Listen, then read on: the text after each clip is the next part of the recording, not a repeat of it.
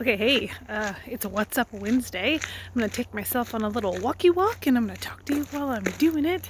Um, so I've been a little quiet for a while because I've been under the gun to finish this contract with work and it is consuming all of my life and I just want to finish it. I'm so close, but I have to get done.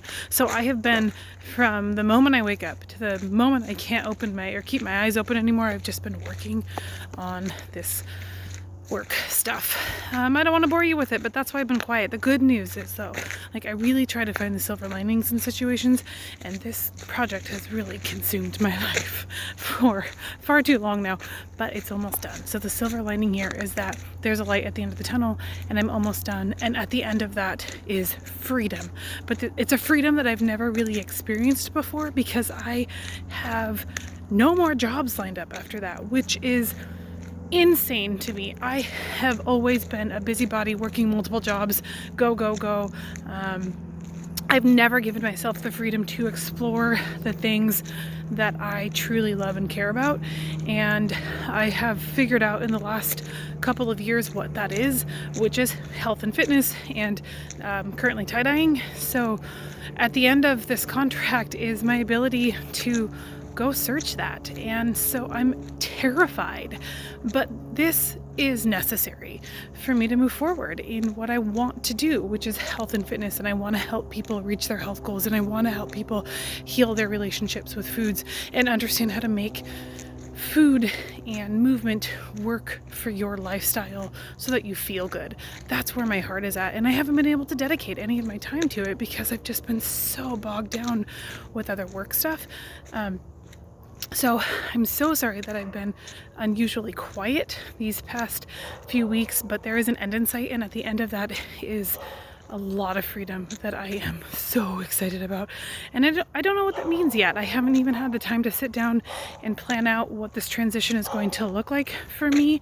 I have never ever done something that has felt so almost irresponsible, because I have always done what's expected of me, which is to hold a steady job, whether or not I love that job.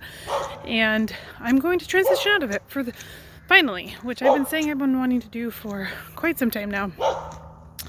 And I'm really excited because that means I can put much more focus into you guys and to help spread my knowledge and to help support people live healthier lives, and spend more time doing tie-dye and spreading joy through the world of color. And I'm very excited and terrified. But that's great because that means that I get to put together challenges and put together more videos that help teach you how to live a healthy lifestyle. And it means that I get to show up more for people to help. And I love serving people. That's why I teach. That's why I've been teaching for so many years. I really love to be there for people. And so, this is going to be good. It's really exciting.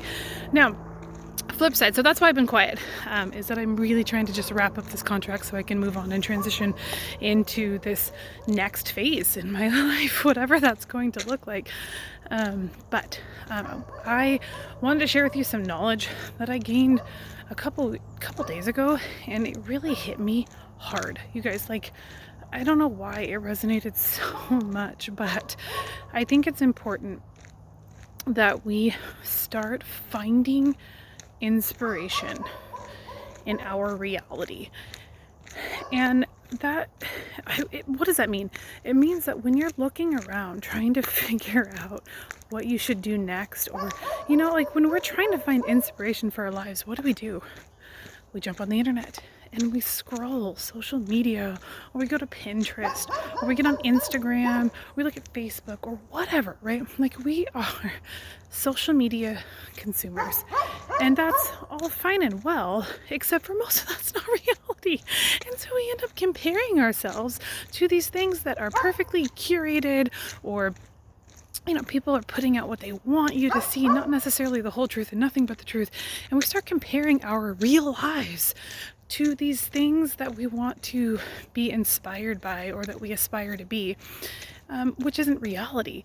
And so when that little nugget of knowledge popped into on my radar a couple days ago, find inspiration in your reality, I was hit pretty hard because I am also very guilty of going to social media to find inspiration. And it's just not healthy. It's not a healthy way, I feel like, to figure out ways to move forward or to find things to aspire to, because most of it isn't real. And so I started thinking about, okay, in my reality, the things that I have been exposed to, what can I find inspiration from?